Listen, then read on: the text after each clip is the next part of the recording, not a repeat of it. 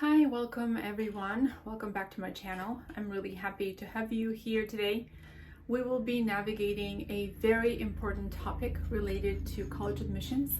And if you are someone who is now just beginning the process, this will be a perfect head start for you. I'm your Gencheva college counselor and education consultant, and I would like to walk you through some steps today in your academic journey. It has to do with the application process and what will be the best way for you to begin. So even if you're a high school junior just beginning the college search, or if you're a senior and you're feeling overwhelmed, this video will give you a clear roadmap so you can get started. So let's dive right in. Your first step is to begin researching colleges and start with what you know. So make a list of colleges you're interested in. Look into factors such as location, size, campus culture, majors, what else is offered in terms of extracurricular activities and clubs, and of course the admission requirements. So websites like College Board, Niche, and of course each college's own website are great places to start. Remember to include a mix of reach, match, and safety schools on your list. As you research, take notes on each school. This is really important. Create a spreadsheet so you can keep track of the important details like application deadlines, what kind of materials will be required from you, any unique application steps that the school might have. So many students begin their search with certain assumptions about their colleges or colleges in general and about themselves. So I often hear students preface this activity with statements like, I don't know if I even have a chance, or my sister/my brother applied and they didn't get in, or my high school counselor told me that I have no chances since no one ever got in from my school. So I suggest you clear your mind and begin your exploration with no negative assumptions. Leave it all to your research and to your findings. So make a spreadsheet, use pen and paper, whatever works, for you. And you want to do this in a very methodical way. Make a column for public schools and one for private schools. Later, you can, distinguish the nuances between these two, such as the public schools, the top 20 in the country, and local public schools.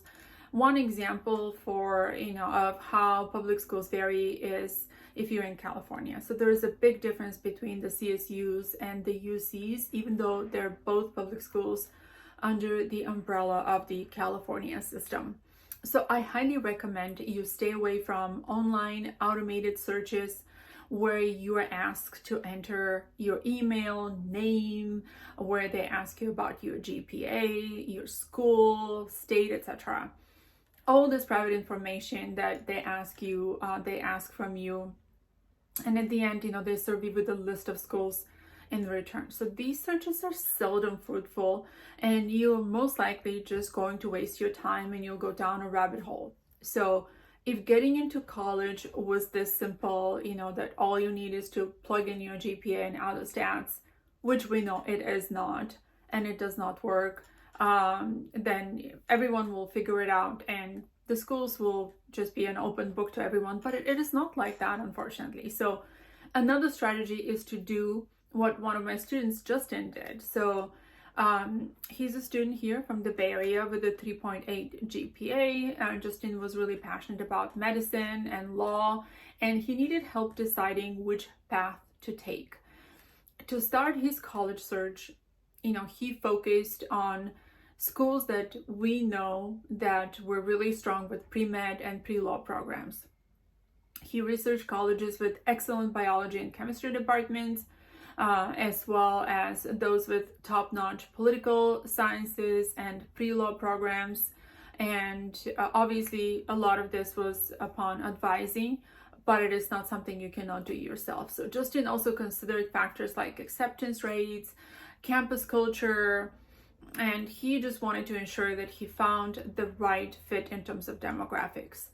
The next step that was needed was to look at the application components. So most college applications have several parts: your personal information, your academic records, your test scores, your extracurricular activities, of course, essays, and a very important letter of recommendation. So these are crucial to understand what each college on your list will require from you. Here's one very important sub-step that many miss to complete. It is tedious and it requires more digging, but with it, your search will be complete. So once you have your list of colleges, visit each college within the school that you're looking into and review the curriculum for your intended major. For example, suppose you plan to study psychology. So you will visit the School of Psychology, for example, NYU. That will be the Stenhardt's Bachelor of Sciences in Applied Psychology School. And to get this degree awarded, you will now look at, okay, what do I need to complete? So in this case, you will need to complete 128 credits, out of which 32 credits will come from their college core curriculum. So the college core curriculum will be 32 credits. So you will review the curriculum options. You will review what classes you will be required to take, and you will take down notes on these requirements and, pay really close attention if this is something you would like to study or not. So do you have the foundation? For example, for this particular major I mentioned earlier, there are 9 credits requirements where you will have to complete that cover writing and research. So how interested are you in, completing that? Also, how interested are you in postgraduate studies? Since, for example, practicing this profession, you'll be required to obtain licenses and additional postgrad education. So, for example, again, back to Justin, he made a comprehensive checklist of each college he was interested in. He noted down some specific requirements and some specific deadlines. And, he was really very focused and stayed organized throughout the process. The next step that you want to consider is, how much time do you have? What is the timeline? The college application process has many deadlines. So creating a timeline is essential. Mark important dates on your calendar, such as application deadlines, standardized test dates. Take a look and see, what kind of standardized tests. Are they optional? Do the school requires those? What are the financial aid deadlines? And then you work backwards from each deadline to set smaller goals, like finishing your personal statement or asking for recommendation letters from your teachers, which usually they need heads up, way ahead of time. So creating this detailed timeline, to keep yourself organized and to keep yourself on track with everything is paramount. Also, like my student, he set reminders for each key task for himself, especially, for the teachers to finalize these recommendation letters, finalizing the essays, all the deadlines that were needed. So if you begin your search or any preparation now, you know that each college expects you to turn in supplemental essays in addition to the main essay on the common application called the personal statement. So this step is very important because you will need a lot of time to begin writing, edit, review, get feedback, etc. So start your essay early, and any additional portfolios or supplemental materials that you have to turn in.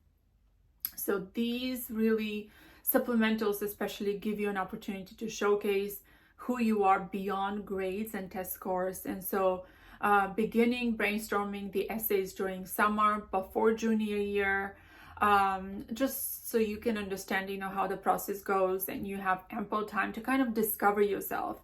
So writing drafts, looking for feedback from teachers, family, counselors, etc. Revising these multiple times will be required, so keep that in mind. And this will give you plenty of time to refine your writing, to ensure that your essays were compelling, personal, and also to seek the necessary feedback. And this brings me to another point here. So look for guidance. Talk to your school counselor, teachers, any kind of admission consultant in your area, anybody that you can, you have affordable, you can afford and it's available to you. So Meeting really frequently with your school counselor to discuss these little details and steps, to look over the college list, to get advice on the applications. Also joining online forums. Now, I will say stay away from those too much, because there's a lot of information that is just, it's just gonna scare you, and somebody else's experiences may not necessarily be yours, so just keep that in mind. So getting valuable feedback from people that you know are professionals will be very important. So so these are some of the first steps that you can follow to kind of kick back and start the process, and begin with researching colleges and understanding the application components, creating a timeline, starting the essays early, seeking guidance, and all that you will have to gather much ahead of time. Another very important thing, obviously the benefit of starting early would be to be able to compile all of your extracurricular activities in a spreadsheet, and just to organize them, because each school might ask you, the common application is asking for 10 extracurricular activities, but then you have very limited character count. So you cannot be, very elaborate. You have to learn how to describe everything in the most concise manner. And that will also take time. So along with compiling these extracurricular activities on a spreadsheet, you can also write them in such a way, in a chronological order, and see what is their importance to you and how much do they add to your profile. If you had to create a resume, which I suggest you do as a rising senior, so you want to give it some time, in this way you can include everything in that resume, and then you can just keep updating it as you finish your pre-college programs over summer before senior year. So if you arrange these in chronological order, what are the most important extracurricular activities that really give a clear definition? They're the essence of you as a person, of you as a future professional. So looking through all these will really take time. So sometimes what happens is, if not enough time is dedicated to this process, you'll come to the point when, and I've had this, I've seen this, where the application is sent and then the student feels like, oh, I forgot to mention this achievement, I forgot to mention this medal, I forgot to explain a little bit more about my internship. So you really do not want this to happen. You want to start way ahead of time. Nothing will be as valuable when you approach this process. Nothing will be as more valuable than looking through the colleges, because you need to see the final destination. You need to see, where am I going? What do they expect from me? And how can I prepare for each school? Now, the common application, you can apply to 20 schools. It has become quite easy to just click on the button, pay the money that they're asking you, and just apply. But do you really want to be doing this? I mean, do you really just want to be applying for the sake of applying?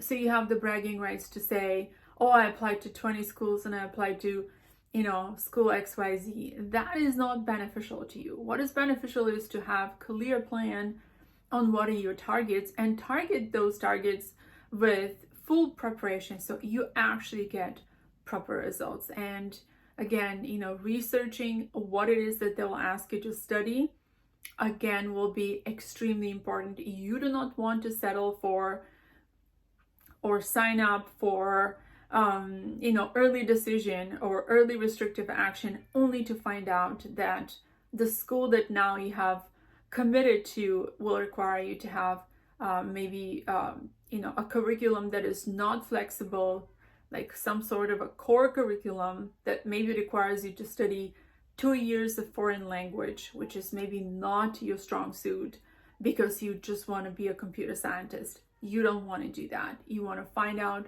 what it is that I will have to be doing, what kind of curriculum, how many units, and do I really want to spend my time fulfilling those requirements, and are they the most beneficial thing for me? Will I graduate on time, and will they set me back? So School is a huge investment, and you really want to make sure that you're very careful with where your money is going to. I hope you found this very helpful. Again,